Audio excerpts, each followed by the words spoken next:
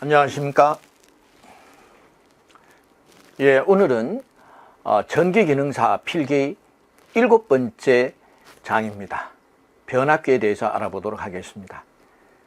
전기기기 과목에서는 2번째 장이 되겠습니다.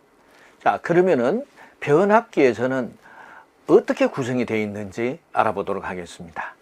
먼저 변압기의 원리 및 구조입니다. 변압기는 어떤 원리에 의해서 전압이 크게 또는 작게 변성이 될 수 있는지 알아보도록 하겠습니다.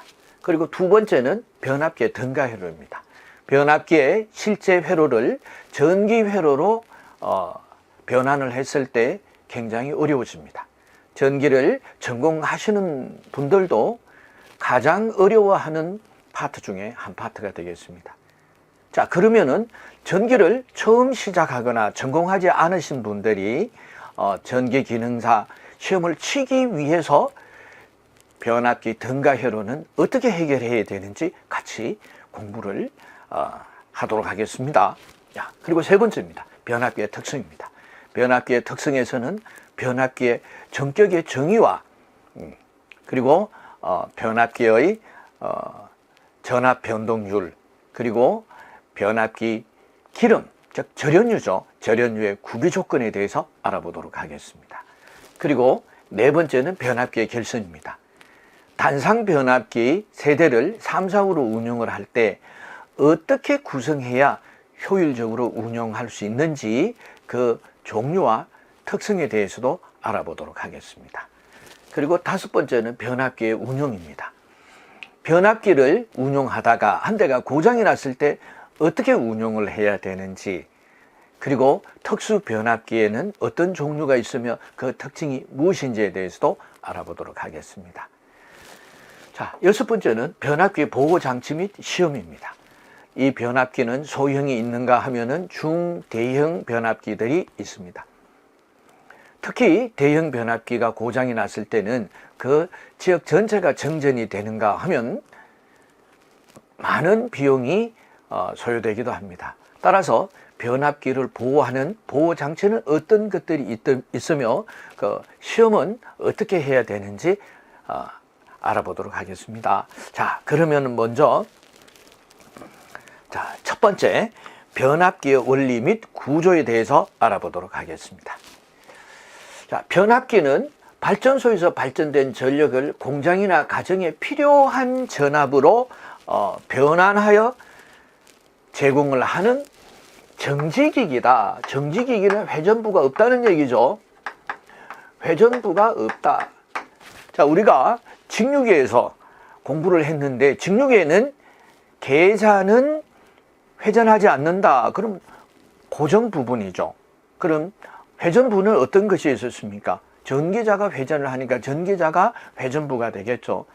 그러나 변압기는 그러한 회전부가 없다. 그래서 정지기다. 이렇게 우리가 알 수가 있겠고, 그리고 가정이나 공장에서 필요한 전압으로 변환되는 과정에 대해서도 한번 알아보겠습니다. 자, 발전소의 발전기에서 발전기는 수력 발전소에서 수차 발전기, 그리고 화력 발전소나 원자력 발전소에서의 이 터빈 발전기에서 2만 볼트가 발전이 됩니다. 자, 그렇다면은 중장거리에 있는 전기 수요자들한테 전송을 하기 위해서는 중장거리다 수십 킬로미터에서 수백 킬로미터가 되겠죠. 그래서 성합을 해야 되겠죠.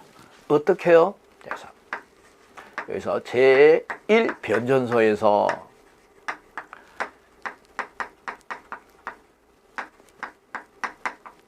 (34만 5천 볼트나 76만 5천 볼트로 성합을 하게 됩니다. 자, 그래서 전기 수요자가 되는 가정이나 공장 근처에서는 이러한 특고압을 바로 전송을 할 수가 없겠죠. 그러면은 전압을 낮추어야 합니다. 그래서 제2변전소 혹은 배전용 변전소라고 하기도 합니다. 그래서 154,000V나 22,900V로 이렇게 낮추게 되겠죠. 그래서 전기 수용과 근처에서는 지지물이 있죠. 어떤 지지물이냐? 대부분이 철근 콘크리트 축으로 흔히 볼 수 있겠죠. 전주라고 하죠. 자, 이 전주에서 22.9kV가 220V나 380V로 변환이 된다. 이 과정에서 2만 볼트가 어떻게 됐나요? 성합이 됐죠. 더 크게 됐습니다. 자, 그래서 제2 변전소는 작게 됐죠. 그리고 전기 수용자와 연결이 되는 지지물에서는 다시 강압이 일어났습니다. 자, 이와 같이 가정이나 공장에 필요한 전압으로 성압이나 강압이 일어나더라. 그래서 변압기가 필요하다. 대전력을 송전하려면 전압을 높이고 전류를 작게 해서 송전선의 전압 강화를 작게 하는 것이 경제적이다. 경제적인 송전을 위해서 성압과 강압이 필요하고 변압기의 필요성에 대해서 우리가 알아봤습니다. 자, 다음은 이 변압기의 원리에 대해서 알아보도록 하겠습니다. 변압기의 원리는 상호 유도작용이다. 첫 번째로 이렇게 쓰여 있죠. 자, 그래서 이게 시험에 나옵니다. 변압기의 원리는 상호 유도작용이다. 혹은 전자 유도 법칙이다. 자, 그러면은 우리가 직류기에서 법칙을 배웠죠. 어떤 법칙? 발전기와 전동기의 법칙에 대해서 우리가 배웠습니다. 발전기는 플레밍의 오른손 법칙. 자, 전동기는 플레밍의 왼손 법칙. 이렇게 배웠죠. 그래서 플레밍의 오른손 법칙과 플레밍의 왼손 법칙을 합쳐서 이제 우발 좌전이다. 플레밍의 오른손 법칙은 발전기 법칙이요, 왼손 법칙은 전동기 법칙이다. 자, 이렇게 우리가 공부를 했습니다. 예, 전기를 하시는 분들은 자, 이렇게 기억을 합니다. 이렇게 기억을 하면은 그 기억이 얼마나 지속이 되느냐? 30년. 자, 그래서 다들 이제 기억하는 것으로 제가 알고 있겠습니다. 그리고 변압기의 원리도 이제 전자유도 법칙이다. 이렇게 기억을 하시면 되겠습니다. 자, 시험 문제에서 변압기의 기본 법칙이 무엇입니까? 이렇게 물으면 전자유도 법칙. 전자유도 법칙이 몰라도 답은 하실 수 있겠죠. 자, 코일을 C1, C2, 뭐 일반적으로는 C1보다가 L1, L2라고 하겠죠. L1, L2. 물론 C1, C2라고 해도 뭐 큰 문제가 있는 건 아닙니다만은 C는 콘덴스를 나타내는 약으로 되어 있죠. 그래서 코일은 L1, L2. 전지를 접속하고 스위치를 단속하면은 어떤 일이 발생을 하겠느냐. 자, 물론 다음 커터에 자, 그림이 있습니다. 자, 이렇게 그림이 있는데, 자, 먼저 우리가 알고 있는 내용으로 알아보도록 하겠습니다. 자, 우리는 이미 자, 못에다가 권선을 감고 전원을 연결했을 때 이 못이 자석이 되더라. 원래 이 자석인 이 자철석 가지고 만든 자석이 아니라 일반적인 철입니다. 자석이 없는 철을 권선을 감고 전원을 연결했을 때 자석이 된다. 그래서 이렇게 자석이 되는 것을 전자석이다는 것을 초등학교 때 만들어보고 시험을 했습니다. 그래서 잘 알고 있죠. 그래서 우리는 단지 이 못을 철심이다. 그리고 코일을 권선이다. 자, 이게 전원이죠. 그래서 철심의 권선을 감고 전원을 연결하면은 자석이 된다. 자석이 된다는 것은 자, 어떤 의미겠습니까? 자기력선이 나온다. 자, 이 자기력선이고 이 자기력선을 묶으면은 자속이 되겠습니다. 자속은 파이로 나타내고 자기력선과 자속이 존재하는 공간을 자기장 혹은 자장, 자계라고 한다. 이론에서도 공부를 하셨고 우리가 전기 직류회로 직류기에서도 공부를 했죠. 자, 이렇게 해서 반복으로 들으면서 이제 자연스럽게 친근한 느낌이 든다. 이거 중요하겠죠. 자, 이렇게 해서 스위치를 단속하면은 스위치가 하나가 있나 봅니다. 스위치를 자, 이렇게 닫았다가 열었다가 이렇게 하게 되면은 뭐가 근본적으로 자속을 변화시킬 수 있습니다. 자속을 변화시킬 수 있다. 물론 전류가 먼저 변화가 되고 자속이 변화가 될 때 이러한 자기장에 똑같이 생긴 철심에다가 권선을 감아서 자기장 속에 접근을 시켰을 때 여기서도 플러스 마이너스 V볼트에서 여기서는 V볼트보다가도 유도가 됐으니까 2볼트라고 하는 전압이 발생을 하더라. 꼭 기억을 하셔야 됩니다. 자, 철심의 권선을 감고 전원을 연결해서 자기장이 만들어졌습니다. 자, 그렇다면은 철심의 권선을 감고 자기장이 만들어지는 환경을 인위적으로 만들었을 때 이 단자에는 전압이 발생이 되더라. 그런데 자, 이 좌측 회로와 우측 회로가 선으로 연결이 되지 않았습니다. 이러한 자기장, 자계에 의해서 에너지가 전달이 되었다. 이 과정을 유도라고 하겠습니다. 유도, 인덕션이라고 얘기를 하죠. 유도. 그래서 이 법칙에서도 상호 유도작용이다. 1차에 철심의 권선을 감고 전원을 연결하니까 2차 측 철심과 권선의 전압이 유기되더라. 단 이 조건에서 1차와 2차 측에는 철로가 연결되지 않았다. 즉 유도됐다. 그래서 전자 유도 법칙 이렇게 얘기를 한다. 그래서 기억을 하시면 되겠습니다. 자, 그래서 앙페르의 오른손 법칙에 의하여 자속이 L2에 세교됨으로 세교가 된다는 것은 지나간다. 이렇게 기억을 하시면 되겠습니다.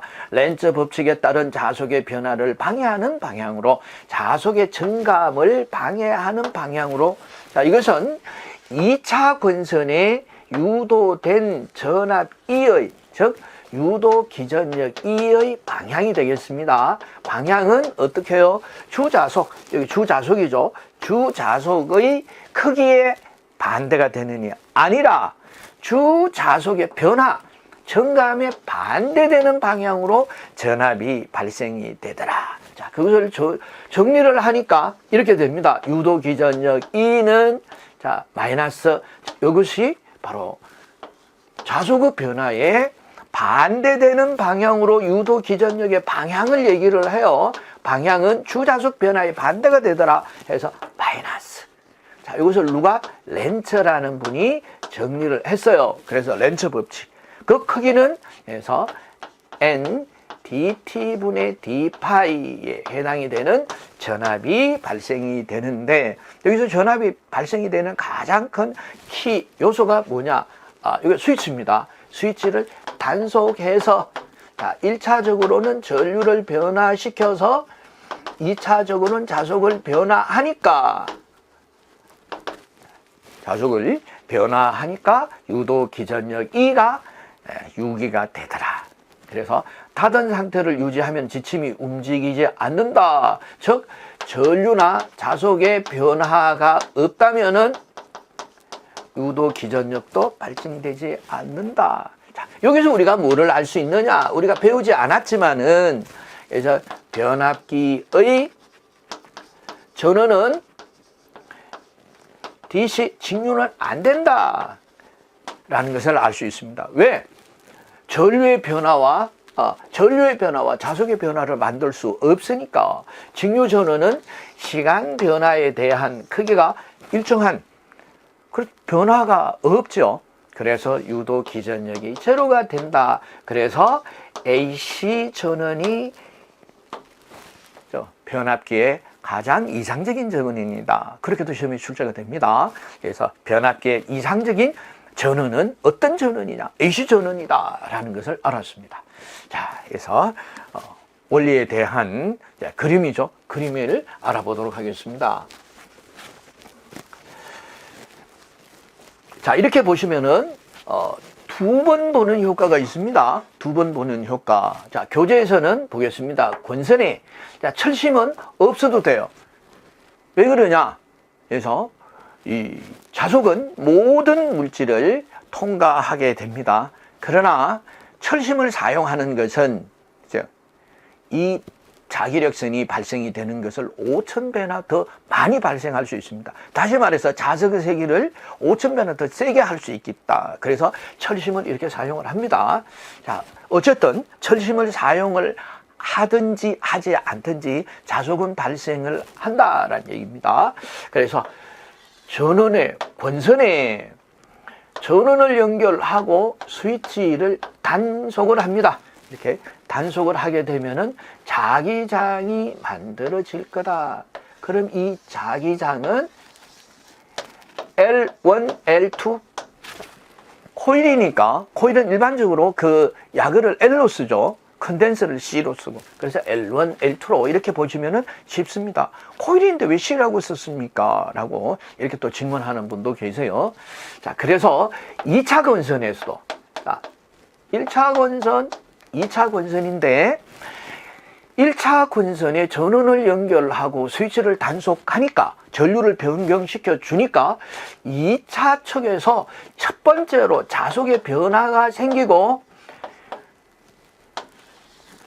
척전기에 즉 전류계에 전류가 움직이더라. 그러면은 유도 기전력이 발생을 했다라고 보시면 되겠죠. 자, 그래서 유도 기전력, 여기는 철심을 썼어요. 철심에 전원을 연결하고 스위치를 단속하니까 2차 회로에 이게 갈바노메타 전류계입니다. 전류계가 이렇게 지침이 뜨더라. 그래서 정리를 하게 되니까 유도 기전력 E는 마이너스 L dt분의 di는 마이너스 N dt분의 d파이 볼트라는 식이 정리가 되더라. 자, 이 식을 그래서 L dt분의 di, N dt분의 d파이는 유도 기전력의 크기를 나타내는 패러데이의 전자 유도 법칙이 되겠습니다. 유도 법칙이다. 그리고 마이너스라는 게, 이 마이너스라는 것은 앞에서 공부를 했죠. 유도 기전력의 방향을 나타내는 렌즈 법칙입니다. 렌즈 법칙이고, 렌즈 법칙에 대해서는 시험 문제가 많이 출제가 됩니다. 자, 어떻게 해요? 유도 기전력의 방향을 바르게 표현하는 것을 찾으세요. 주자속의 정감, 즉 변화에 반대되는 방향이다. 일명 청기구리 법칙이라고도 합니다. 그래서 잘 기억을 하시고, 자, 이 LDT분의 DI를 첫 번째 여기서 좌측 회로의 식이 되겠습니다. 좌측 회로의 식은 여기선 전기 회로식. 왜? 전류니까. 회로에 전류가 이렇게 흐르죠. 전류가 흐르니까 전기 회로입니다. 그리고 두 번째는 자속에 의해서 자속이 전달되는 과정은 전기가 아니죠. 이것은 자기죠. 그래서 이것은 우측 2차측, 이건 1차측, 좌측 1차측, 우측 2차측, 2차측은 이것은 자기회로식이다. 이렇게 기억을 하시면 되겠습니다. 다음 변압기의 원리해서 이제 정리를 하는 겁니다. 우리가 이미 다 알아봤는데 자, 어떻게 정리가 되느냐 보겠습니다. 변압기는 전압을 변화시키는 정지기이며 정지기의 의미 알았습니다. 그래서 우리가 직류기에서 발전기, 전동기에는 전기자가 회전을 했는데 여기서는 2차 배로가 회전하지 않고 정지하고 있다. 성압기와 강압기로 사용이 된다. 전압을 높이거나 낮추는 이유도 알아봤습니다. 그래서 발전소에 발전된 전압을 전기 수용과까지 전력을 전송하는 과정에서 필요에 따라서 승합을 해야 되고 또 필요에 따라서 강압을 해야 되니까 변압기가 필요하더라. 그래서 전자유도 법칙에 의하여 유도 기전력 E가 유기가 되더라. 해서 E는 마이너스 어떻게 되나요? LdT분의 DI는 마이너스 NdT분의 D 파이 볼트. 해서 자꾸 들으셔야 돼요. 그리고 말해 보셔야 됩니다. 철심 양측의 코일을 감고 1차 척의 교류 전압을 인가하면은, 자, 여기서 교류 전압이란 얘기가 나왔습니다. 자, 우리가 시험을 한 것은 직류 전원에 스위치를 달고 단속을 시켰습니다. 짧게 그래서 연결했다가 분리했다. 이게 바로 교류죠. 연결하면은 플러스, 떼면은 제로, 플러스 제로, 플러스 제로 이렇게 변화를 시켰다. 그래서 교류 전원을 인가하게 되면은 누가 스위치를 계속 연결하고 분리하고 연결하고 분리하고 이렇게 못하겠죠. 그런데 교류 전원의 특징은 시간 변화에 따라서 원점을 지나는 물결파니까 플러스 마이너스 플러스 마이너스 플러스 마이너스 정확하게 어때요? 플러스일 땐 스위치 온, 마이너스일 땐 스위치 오프, 스위치 온 오프, 온 오프를 자동적으로 1초에 몇 번 하나요? 60번. 왜? 60일 전이니까. 자, 이렇게 알 수 있었습니다. 자, 무부하 전류가 흘러서 자속이 발생을 하고, 자, 등가회로에서 이 무부하 아이제로에 대해서 설명을 드립니다. 이제 부하가 없다는 얘기예요. 지금 부하 달지 않았죠. 그래서 1차 척에 흐르는 전류가 전체가 자속 파일을 만드는 역할을 하고 있습니다. 이것만 좀 기억을 해 주시고, 자속은 철심을 지나 2차 척 권선에 E2를 유기하게 된다는 거 이제 정리가 됐습니다. 자, 그럼 변압기의 이제 실제 회로입니다. 실제 회로도 보도록 하겠습니다. 자, 실제 회로가 그려져 있어요. 자, 권선에 철심이 들어있죠. 이 철심을 각이라고 합니다. 다리처럼 이렇게 권선에 들어가 있더라. 이것도 각이 되겠죠. 각과 각을 연결한 것을 개철이라고 합니다. 그리고 각과 개철을 연결하니까 이렇게 사각형이 나오죠. 이것을 윈도우라고 합니다. 윈도우라는 명칭을 가지고도 있습니다. 그러나 시험에 나오지 않습니다. 자, 그래서 그렇구나. 상식적으로 기억을 하시면 되겠죠. 자, 그러면은 우리가 다시 변압기를 그려보도록 하겠습니다. 자, 변압기는 이제 권선을 마주보고 설치하면 변압기가 된다. 물론 철심을 이렇게 철심이 들어있죠. 철심을 생략했습니다만은 철심은 들어있습니다. 라는 가정하에. 자, 그래서 1차 척에 전원을 연결하면은 V1이라는 1차라는 뜻이에요. V1이라는 전압, 즉 1차 전격 전압을 연결하게 되면은 이 권선에는 저항 성분이 있겠죠. 그래서 저항의 전원을 연결하니까 ohm의 법칙에 의해서 전류가 흐르는데 1차 척에 흐르는 전류니까 I1 이러면 되겠죠. 자, 그리고 물리적으로 내가 권선을 감았으니까 몇 번 감았는지 알 수 있어요. N1번 감았다. 그리고 2차 척에도 내가 감았으니까 알 수 있죠. N2번 권선을 감으니까. 자, 1차 척에 권선이 전원을 연결해서 전류가 흐르면 자석이 되어서 뭐요? 자속 파이, 즉 자기장이 만들어지죠. 그래서 2차 권선에 자속이 세교해서 이게 E2라는 유도 기전력이 유기가 됩니다. 그런데 2차 회로니까 E2라고 이렇게 표기를 했습니다. 그래서 2차에 부하를 연결하면은 2차에도 E2라는 전원에 부하가 연결되어 있죠. 그래서 전류가 흐른다. ohm의 법칙에 의해서 그래서 전류가 흘렀습니다. 그래서 이것을 I2 유도전류가 2차측 유도전류가 흘렀는데 2차측에서 흘렀습니다. 그래서 2차 전격 전류가 되겠습니다. 자, 그럼 부하에는 어때요? 전류가 흘렀으니까 플러스 마이너스 V2라는, 자, 이 플러스 마이너스는 직류라는 의미가 아닙니다. 전원이 전류가 부하의 전류가 흘러서 전압이 유기가 되었다는 것을 표시하기 위하여, 물론 자, 이것도 아셔야 됩니다. 교류는 극성이 없다라는 말은 틀렸습니다. 교류도 극성이 있어요.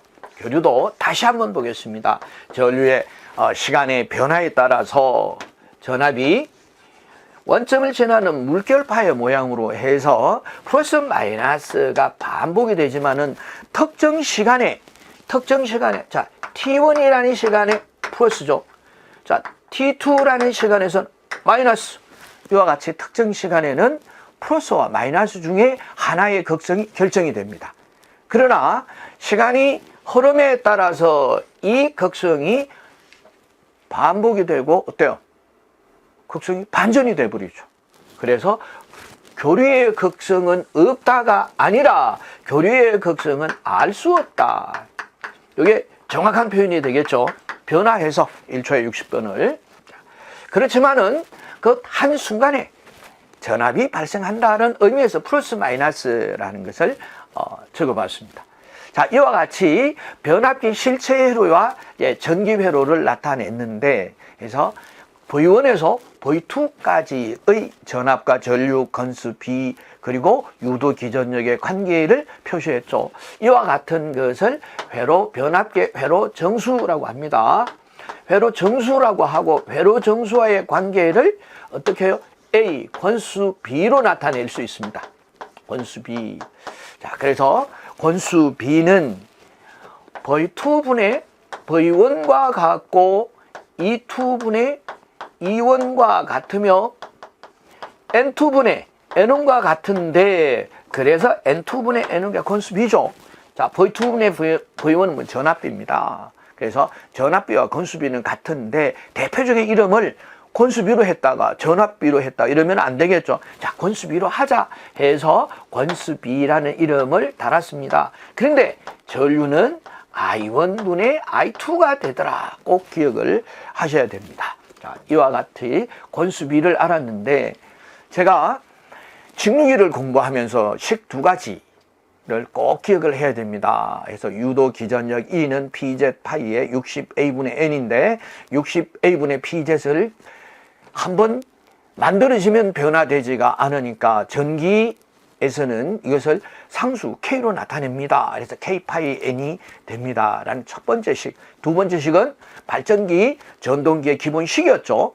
유도기전력 E는 V 플러스 마이너스 IA RA인데 플러스 발전기 마이너스 전동기, 이 식 두 가지는 꼭 기억을 해야 합니다 라고 말씀을 드렸듯이 변압기에도 식 두 개를 제가 말씀을 드리는데 그 첫 번째 식입니다. 그 첫 번째 식이 바로 권수비에 대한 식입니다. 자, 달리 표현을 드린다면은 이 변압기에서 권수비를 안다는 것은 50%를 이미 해결을 하고 가는 것이다. 반드시 아셔야 되고, 권수비를 모르면 앞으로 진행되는 내용을 잘 모를 수도 있다, 이런 내용이 되겠죠. 자, 다음 보도록 하겠습니다. 자, 변압기의 구조에서 실제 변압기의 구조에 대한 내용입니다. 자, 변압기는 철심과 권선으로 이루어져 있으며 이 양회로를 조합하는 방식에 따라서 구분을 할 수 있는데, 내철형, 외철형, 권철심형으로, 권철형, 일반적으로 권철형 이렇게 얘기를 합니다. 자, 이렇게 해서 내철형은 철에 어디에 있느냐? 코일 중간에, 코일 속에 들어가 있다. 외철형은 어때요? 철이 코일을 감싸고 있는 구조. 권철형은 철심을 마치 시계 태엽처럼 얇게 만들어서 코일을, 권선을 감고 있는 구조. 그래서 내철형은 철심은 내척에 있으며 권선은 철심에 감겨져 있다. 그래서 뇌철형이라고 한다. 뇌철형은 어떻게 되나요? 자, 이렇게 표현을 할 수가 있어요.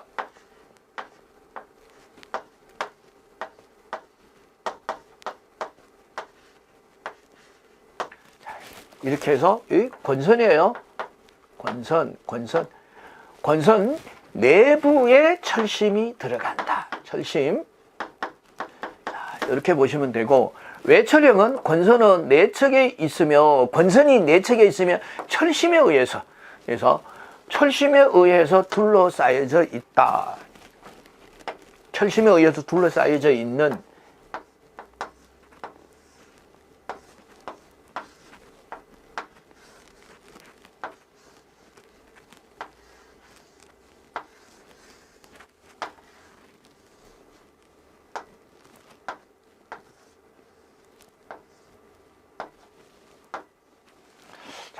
이런 구조의 변압계가 되겠습니다.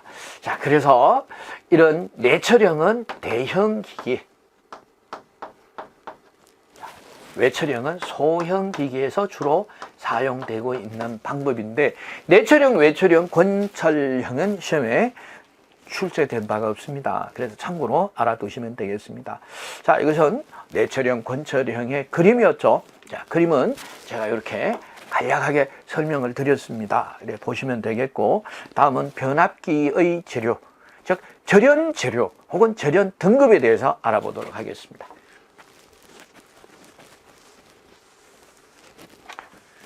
자, 변압기의 재료에서 재료에서 철심과 이제 절연 구분해서 설명을 드렸어요. 철심은 우리가 손실에서 알아봤습니다. 비투자율과 저항률이 크고 히스테리시스 손실이 적은 규소 강판을 사용한다. 이 규소 철선 중에 히스테리시스 손실을 감소하기 위하여 고정기기, 변압기죠. 우리가 변압기를 공부를 하니까 고정기기에는 일단 3 내지 4%의 규소를 함유시킨다라고 했습니다. 그리고 와전류 손실을 방지하기 위하여 성청하죠. 성청하는데 0.32에서 0.5mm 정도로 성청을 한다. 이렇게 해서 우리가 이미 알고 있는 내용입니다. 자, 규소 함량은 3 내지 4%이고 일반적으로 두께는 0.35다. 그리고 맴돌이 전류를 감소하기 위하여 혼합물 등을 도포리 한다. 맴돌이 전류가 와전류 손실이에요. 와전류 손실하기 위해서 성청과 또는 성청을 했으니까 철판을 잘라놨으니까 어때요? 절연 도료를 칠해서 절연을 시켜야 되겠죠. 철판과 철판 사이에 바니스류, 물유리 등의 혼합물로 도포를 해서 상호간에 전류가 통하지 않게 하죠. 도체는 권선 도체로서, 그래서 둥근 도체나 평각 도체, 그래서 둥근 도체, 원형 도체는 용량이 작을 때, 평각 도체는 각이진 도체를 사용을 할 경우에는 이것은 용량이 클 때. 자, 절연은 철심과 권선 사이 또는 권선과 상호 간의 권선의 첨간. 그래서 그리고 절연 재료는 내열성에 의해서 분류가 된다. 그래서 다시 말해서 절연 재질에 대한 온도 특성에 따라서 분류가 되더라. 그럼 절연 재질에 따라서 그래서 허용 가능한 온도표가 나오겠죠. 그것이 바로 절연 등급 또는 절연 계급이 되겠습니다. 다음 그 표네요. 그래서 바로 절연 등급표 혹은 허용 온도표가 되겠습니다. 허용 온도는 올라갈 수 있는 최고의 온도예요.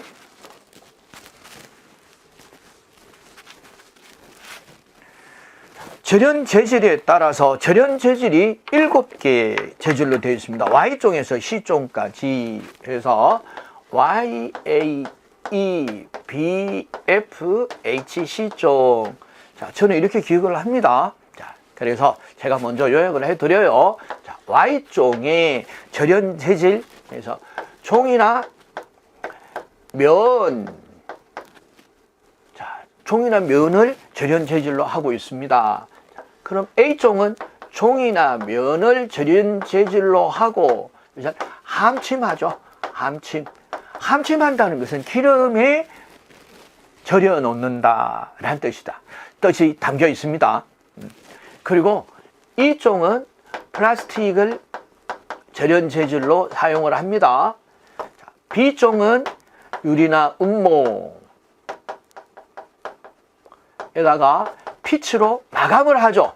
유리나 운모로 절염하고 피치를 도포해서 단단하게 굳히는 이런 절연 방법을 사용하고 있습니다.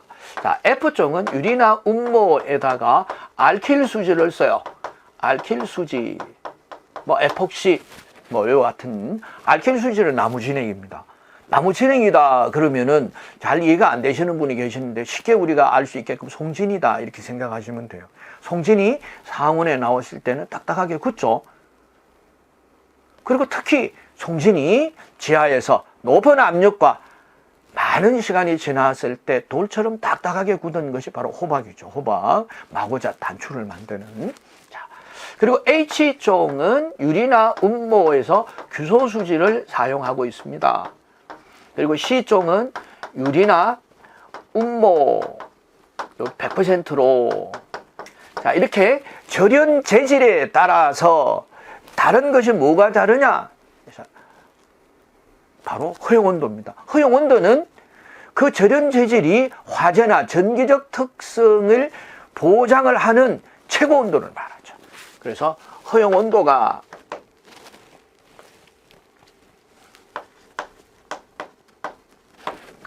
자, 여기서 Y종은 90도 C입니다.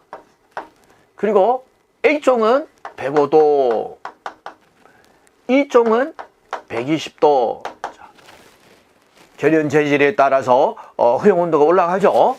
그리고 B종은 130도, 그리고 F종은 155도, 그리고 H종은 180도, C종은 180도 이상.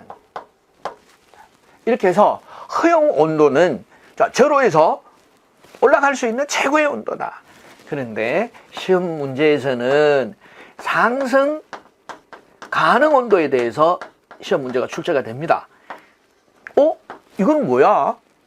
허용 온도하고 왜 다르지? 이렇게 생각하시는 분이 계세요. 상승 온도는 변압기의 온도가 상승을 하는데 절호에서 올라가지는 않는다. 그럼 어디에서요? 현재 온도에서. 그것이 주변 온도라고 합니다. 자, 그래서 주변 온도를 40도씨로 하기로 약속을 했습니다. 그래서 상승 가능 온도는 허용 온도 마이너스 주변 온도, 그러니까 40도씨죠. 40도씨. 허용 온도에서 40도씨를 빼면 되겠습니다. 가장 많이 출제가 된 절연의 등급이 B종이에요. B종 해서 B종 130도죠. 그래서 B종의 상승 가능 온도는 얼마냐 해서 B종일 경우에는 상승 가능 온도가 130도 마이너스 40도 하니까 90도시죠. 자, 이래서 그럼 종별로 허용 온도, 상승 가능 온도 이렇게 다 아시겠죠. 자, 그 절연 재질을 포함해서 시험 문제가 주로 출제가 된 것은 뭐냐? 주로 출제한 건 A종과 B종입니다. 그래서 A종은 목면과 견 종이가 어때요? 함침이 되었을 때, 함침, 기름 속에 들어있을 때, 즉 유입 변압기, 절연 재질을 종이나 면으로 절연을 하고 유입 변압기는 기름을 넣는다라는 게 절연의 등급은 Y종이 아니라 A종이 된다. 자, 이거 많이 틀려요. 그리고 B종 이렇게 해서 기억을 하시면 되겠습니다. 자, 다음은 변압기 특성에 대해서 알아보도록 하겠습니다. 자, 먼저 유도 기전력입니다. 유도 기전력 E는 마이너스 N dt분의 d 파이. 자, 여기서 제가 다시 한번 쓰겠습니다. 유도 기전력 E는 마이너스 N dt분의 d 파이가 전자 유도 법칙에서 두 번째 식이었죠. 두 번째 식, 자개효의 식이었어요. 두 번째 2차 식. E가 EM 사인 오메가 T 볼트가 되더라. 이게 이 꼴이 빠졌죠. 교재에 넣어주시면 되겠습니다. 자, 그래서 여기서 dt분의 d파이에서 dt분의 d 이게 미분이란 뜻입니다. 자, 그러면은 우리가 기능사 전기 기능사 시험을 치는데 미분을 해야 됩니까? 다 하실 필요는 없어요. 그리고 안 하셔도 되는데 궁금해 하시는 분이 계시니까 제가 말씀을 드립니다. 그래서 보시는 분도 아, 저렇구나, 저런 경우만 내가 봐두면 되겠습니다. 자, 그래서 자, 첫 번째 이 파이를 파이 제로 코사인 오메가 t 자, 외부다 라고 가정을 할 때 dt분의 d파이는 미분입니다. 이것을 미분하게 되면은, 미분하면은 코사인은 사인으로, 사인은 코사인으로 되는데 뒤에 오메가 t가 있죠. 그래서 오메가 t를 곱해준다. 오메가를 곱해줘야 돼요. 그래서 곱해보겠습니다. 자, 그래서 오메가의 파이 제로의 사인 오메가 t가 되더라. 자, 이렇게 dt분의 d파입니다. 자, 그래서 E는 마이너스 n 곱하기 오메가 파이 제로 사인 오메가 t 볼트가 되더라. 자, 어때요? 유도 기전력 파이가 그래서 1차에 권선에 전류를 흘려서 만들어지는 자속을 파이 제로 코사인 오메가 t라고 가정을 한다면은 2차에 유기되는 유도 기전력이 마이너스 n 오메가 파이 제로 사인 오메가 t라는 전압이 유기가 되더라. 이것이 2m 사인 오메가 t가 된다라는 식이 되겠습니다. 자, 그래서 이 오메가라는 것은 마이너스 n. 자, 크기만 나타낼 때는 방향은 좀 필요 없죠. 지금은 크기가 얼마나 되느냐를 알아보려고 하니까. 그래서 2파이 f 파이 제로 사인 오메가 t는 2m 사인 오메가 t가 되겠습니다. 자, 등호를 중심으로 해서 양쪽에는 같은 숫자나 문자 서로 약분할 수가 있죠. 사인 오메가 t, 사인 오메가 t를 약분을 하고 여기서 최대값으로 표현이 되는 것을 우리가 일상적으로 사용하는 교류의 전압치는 시료치죠. 그래서 EM은 루트 2 곱하기 2죠. 또 시료치, 시료값. 자, 이런 시간에 공부를 했습니다. 그래서 얘는 루트 2의 2하고 같아지더라. 자, 그래서 루트 2의 2 볼트 n 2파이 f 제로. 그래서 그렇다면 유도 기전력 E는 어떻게 되냐? 루트 2를 이항을 하면 되겠죠. 루트 2분의 2파이 숫자만 먼저 앞으로 냈습니다. 그리고 n 파이. 자, 여기서 F가 있네요. 여기서 F. 자, 이렇게 되네요. 이 파이를 루트 2로 나누니까 4.44 F. 자, 파이 N 좀 순서 좀 바꿔보겠습니다. 파이 볼트가 되겠더라. 4.44 F 파이 N이 나왔습니다. 자, 그러면 앞으로 유도 기전력을 얘기를 할 때, 자, 이렇게 다 유도를 해야 됩니까? 한번 봤잖아요. 한번 봤으면 됐어요. 그래서 앞으로 이렇게 하지 않습니다. 어떻게, 자, 궁금해 하시는 분이 있어서 제가 써드린 거고요. 그래서 앞으로는 유도 기전력 E는 4.44 F 파이 N 볼트다. 자, 여기서도 권선계수를 곱해줘야 되는데, 기능사에서는 권선계수인 KW를 1로 보고 있습니다. 기사에서는 계산을 해야 됩니다. 어떻게 해요? 우리가 동기에 가서 제가 또 설명을 좀 드립니다. 자, 그래서 4.44 F 파이 N인데 이 식을 이용해서 유도 기전력을 구하라는 문제가 출제가 됩니까? 또 이렇게 질문하는 분이 계세요. 자, 기능사에서는 거의 출제되지 않습니다. 그럼 어떤 것이 문제가 나오나요? 바로 파이에 대한 관계 식이 시험 문제가 출제가 됩니다.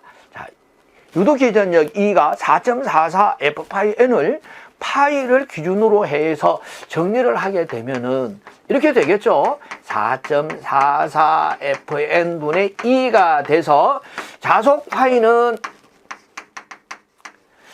유도 기전력 2와는 비례하고 주파수원은 반비례하는 관계가 있습니다. 요 시험에 나옵니다. 자, 그래서 시험에 나오는 거를 잘 기억을 하셔야 되겠죠. 권수 B는 우리가 이미 공부를 했습니다. 앞에서. 자, 첫 번째 외워야 되는 식입니다.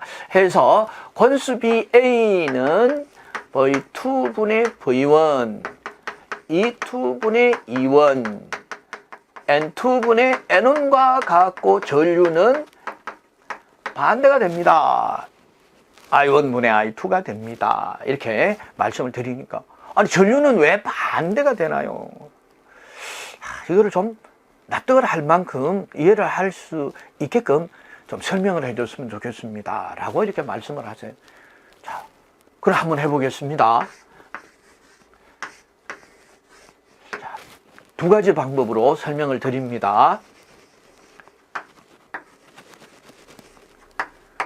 자, 이와 같이 변압기입니다. 변압기에 이렇게 권선에 다 연결을 하지 않고 동그랗게 연결을 하는 것은 전원이 연결됐습니다. 이하 생략입니다.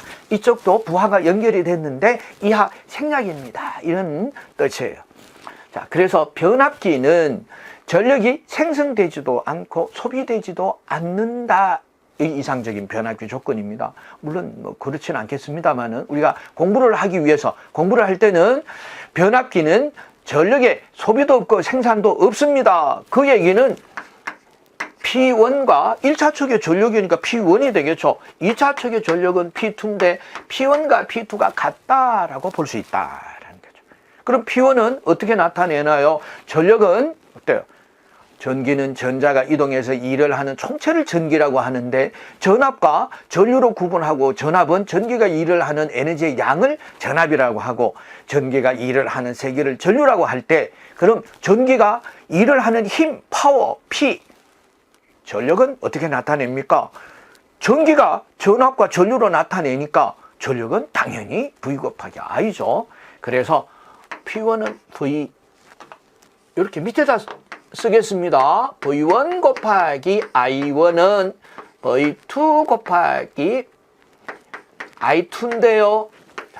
여기에서 V2분의 V1식을 한번 만들어 보겠습니다. 어떻게 해야 되겠습니까? 여기 V1이 있으니까 등호를 중심으로 해서 우변에 있는 V2를 등호를 중심으로 해서 좌변으로 이항을 하면 되겠죠.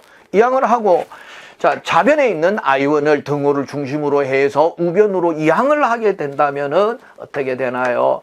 자, 우변에 있는 V2가 곱하기 V2였는데 좌변으로 하면 나누기 V2가 되고 그리고 좌변에 있는 I1이 곱하기 I1이었는데 등호를 중심으로 해서 우변으로 이항을 하게 되니까 나누기 I1이 되더라. 그래서 I1분의 I2가 된다. 그래서 변압기의 이상적인 변압기 조건에서 V2분의 V1은 I1분의 I2와 같다라고 설명할 수가 있고 또 하나는 전력은 V 곱하기 I인데 전력이 일정하다면은 어때요? V는 I분의 P가 돼서 전압과 전류는 반비례하는 관계가 있습니다. 그래서 비교를 할 때 전압비는 전류비와 비교를 할 때는 어때요? 거꾸로 되죠. 어때요? 반비례하니까. 그래서 이렇게 다르게 나타낼 수가 있습니다. 자, 이렇게 꼭 잘 기억을 하셔야 되고요. 그리고 밑에 보면은 각 식을 4개로 나누었습니다. 그렇게 다시 말씀드리면은 이 권수 B가 4개의 식을 하나로 묶은 대표식입니다. 이렇게 보실 수 있겠죠. 이 4개의 식 중에서 가장 중요한 식은 어떤 거예요? 저는 하나만 할래요. 라고 또 이렇게 하시는 분들이 계세요. 그렇습니다. 그러면은 제일 중요한 식이 되겠습니다. 이 중요한 식인데요. 이 식이 의미하는 내용을 잘 아셔야 되고 이 식을 말로 하는 것이 시험에 출제가 됩니다. 어떻게 해요? 자, 그렇다면은 V2분의 V1이 A와 같은데 V1은 어떻게 나타내나요? V2와 같고 V2는 어때요? A분의 V1과 같은 것을 말로 표현하실 수가 있으셔야 돼요. 그럼 말로 한번 해보도록 하겠습니다. 1차 전격 전압은 2차 전격 전압의 건수비를 곱한 것과 같다. 맞느냐 틀리느냐. 자, 선택하실 수 있으셔야 돼요. 두 번째, 2차 전격 전압은 1차 전격 전압을 건수비로 나눈 것과 같다. 맞냐 틀리냐 이렇게 아셔야 돼요. 자, 실제 변압기 정수는 그 다음 이제 등가회로에서 알아보도록 하겠습니다. 자, 등가회로는 10분 쉬고 이어서 등가회로에 대해서 공부를 해보도록 하겠습니다.